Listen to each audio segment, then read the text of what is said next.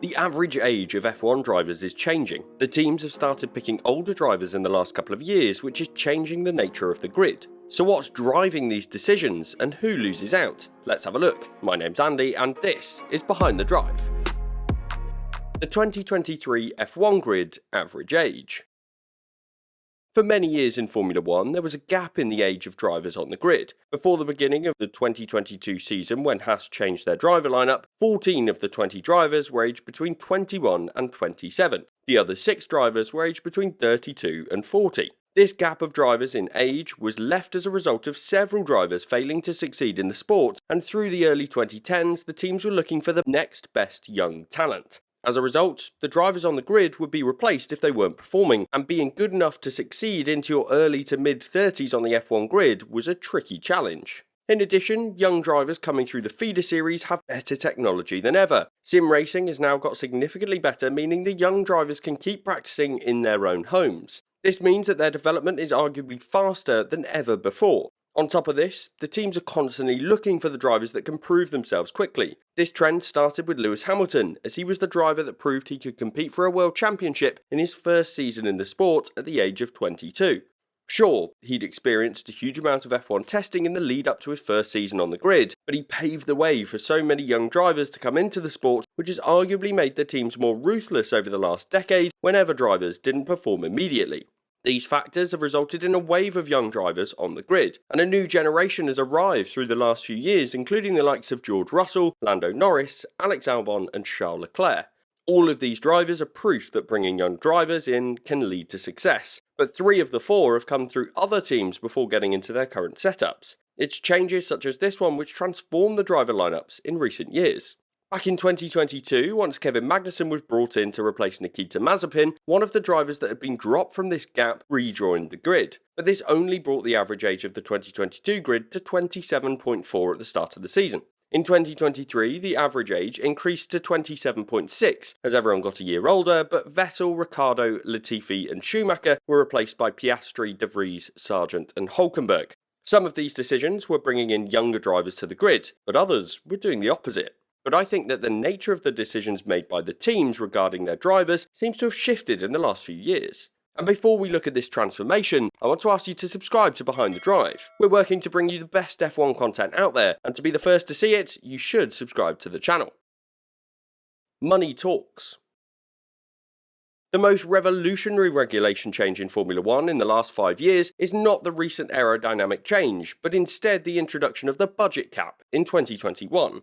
This transformed the way F1 looks. For years, the biggest teams had spent millions more than their rivals. But by changing the rules, Formula 1 teams would all be restricted to spending a modest budget on car development that the majority of teams would be able to meet. These new financial regulations are complex. There's several cost items that sit outside of the cap. For example, drivers' salaries and the top 3 employees also sit outside of the limit. But one thing that was widely criticised in the early days of the cap that was not excluded was crash damage. This was something that the teams found difficult to budget for, and it resulted in them pushing back on further sprint races as the additional risk of crash damage was enough for them to not want more on-track racing action. In addition, in 2021, team principals were even suggesting that the drivers at fault should be held responsible for damages sustained when it wasn't one of their drivers who was responsible. Though this concept would be impossible to police when it comes to estimating the damage costs themselves and the burden of responsibility in on-track incidents. So, more than ever, the teams are looking to avoid crash damage. Traditionally, it's seen that young drivers in their first few seasons in the sport tend to make more errors. We saw this with many drivers, including the likes of Max Verstappen. In his first few years in the sport, he made several errors, and even after his promotion to Red Bull, there were errors in his driving there as well. But with his talent, the value he was offering the team was clear. Similarly, George Russell has made some significant and costly errors during his time at Williams as he was learning. And he still makes some mistakes which could be costly at Mercedes, such as his recent error at the Canadian Grand Prix. Arguably, drivers with more experience tend to make fewer mistakes. This means that the teams can reduce their costs by bringing in more experienced drivers on the grid. The extent of crash damage is difficult to quantify given the teams don't have to publish this data, but there has been speculation regarding the crash damage throughout the previous seasons.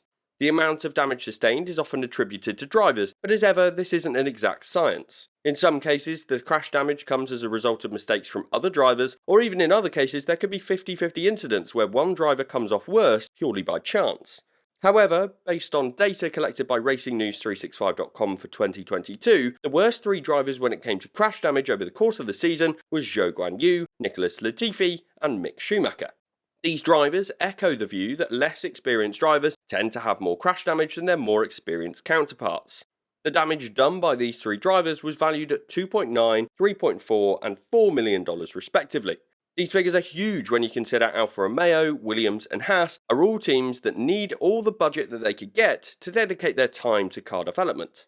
This was arguably an issue for these 3 teams when it comes to their drivers. These 3 drivers' more experienced teammates all had significantly less damage done over the course of the season, which indicates that experienced drivers might reduce the costs overall when you look at crash damage.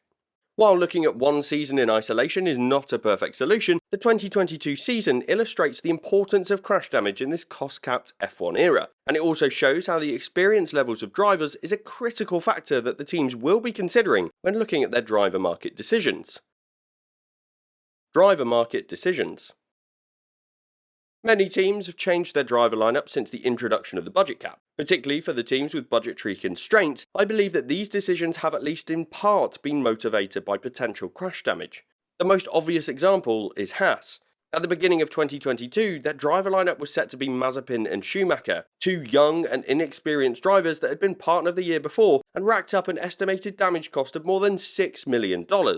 This significant bill was mostly attributed to Schumacher, but the pair had cost the team that amount of money, which would have been directly taken away from their car development budget. So Haas were in a tricky spot. Their drivers were offering some money to be there, but they were also costing the team significantly. When the team chose to change their driver lineup before the season began, they replaced Mazepin with Kevin Magnussen, a driver at a different stage of his career and one that would likely be less of a liability when it came to damage. The decision was completely justified for Haas. The Danish driver scored 25 points to Schumacher's 12, and given Schumacher consistently outperformed Mazepin in 2021, we can assume that this decision yielded the American team more points while giving them less crash damage costs in the process. The team opted to make a similar decision for 2023, dropping Schumacher, who had accrued the highest crash damage estimate on the grid for 2 years in a row, to go for another, more experienced driver in Nico Hülkenberg. Schumacher was showing some potential in 2022, but realistically, his crashes in Saudi Arabia and Monaco both split his car into 2 pieces last year and were reportedly both crashes that cost more than $1 million in damages. While Hülkenberg's appointment was widely criticised by fans of the sport, I believe that it was a sensible decision from Haas when you look at the 2023 standings so far. Hülkenberg has scored 6 points to Magnussen's 2. This difference is significant, and I doubt Schumacher would have been able to achieve those same results. Similarly, so far the crash damage has been less than his predecessor. Hülkenberg did crash out of FP1 in Miami, which he even described as an unnecessary risk. On the whole though, 8 races into the season, there's a feeling that Hülkenberg is a safe and reliable pair of hands for Haas. While their driver lineup doesn't show much ambition for the long-term success, it's good for where the team is today and will be good enough for the next few seasons. AlphaTauri have gone against their traditional pathway regarding their drivers. After Gasly left for Alpine, the team went with Nick de Vries, a highly experienced driver outside of Formula 1. This move was an interesting one as he came in despite Liam Lawson performing well in F2 and being part of the Red Bull Junior team. Potentially, there could have been a view that de Vries was a safer driver from a damage perspective. This hasn't necessarily turned out to be the case, with de Vries seemingly unfamiliar with the size of his F1 car, meaning he's finding it difficult when it comes to wheel-to-wheel racing. It's impossible to know how Liam Lawson could have got on in the same machinery, but it certainly seems like if there was a crash damage potential considered in their driver lineup decision for 2023, then it might not have gone as well as they were hoping. On the whole, for me, the risk associated with drivers and crash damage means that fewer teams will want to take the risk on new, unproven, younger drivers. Sure, there will be some drivers like Oscar Piastri who are so talented that it just makes sense to bring him into the sport. But particularly for teams that have cash limitations like Haas, they're going to be more reluctant to bring on the younger, less experienced driver, even if they can offer some money for the drive. For me, this means it will be more difficult for the top teams to bring in their younger drivers into the sport, as they've previously used B-team setups in the past. Aston Martin, for example, has the current F2 champion Felipe Drugovich on the books, but he doesn't seem likely to be getting a seat on the F1 grid anytime soon. For me, this is the beginning of a trend. More and more F2 winners won't find their way onto the F1 grid as easily, which has been the case over the last decade. What do you think though? Should F1 teams continue to trust less experienced drivers in their teams?